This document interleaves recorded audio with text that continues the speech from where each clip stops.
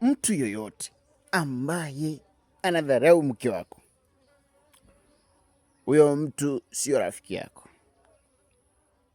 Mwanaume, usiwahi kubali mke wako kudharauliwa. Ikatokea kwamba hata ndugu yako umepata kwamba anafoka mke wako, ikatokea kwamba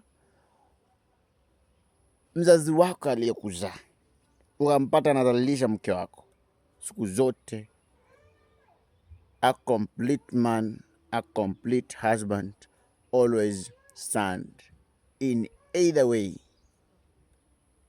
with her wife. Wakati utakuwa mgonjwa, mtu wa kwanza kukuhudumia kama first aid atakuwa ni mke wako. Wakati utahitaji kuoga, mtu ambaye atahakikisha kwamba umeoga ni mke wako. Wakati utakufa katika ulimwengu huu, umekufa sasa, siku zako zimeisha, yule mtu ambaye watu watakuja kwenye mazishi yako wamsikize sana kwa makini ni mke wako. Mtu ambaye atakuvumilia katika maisha yako wakati unacho hauna ni mke wako. Mtu ambaye atafanya uwe mwanaume kamili kwa sababu ya kuzalia watoto ni mke wako. Na maanisha nini? Wakati mwingine mnakosa kunielewa. Chombo maalum cha mwanaume ni mke.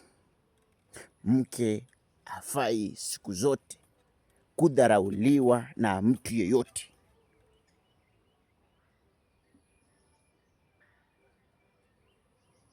Mwanaume, usikubali mke wako kudharauliwa. Hata kama umekufa, simama naye siku zote na umwepushe na maasidi wote ambao wanapanga kumwangamiza.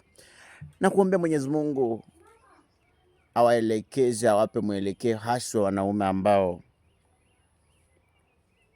wanakosa kusimama na kuwatetea wake wao wakati majanga yametokea, wakati makosa yametokea, wakati wanadharauliwa.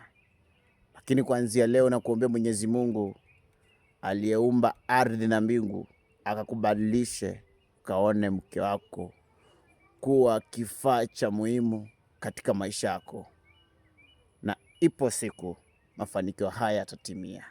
Langu jina ni Hilary Dangote.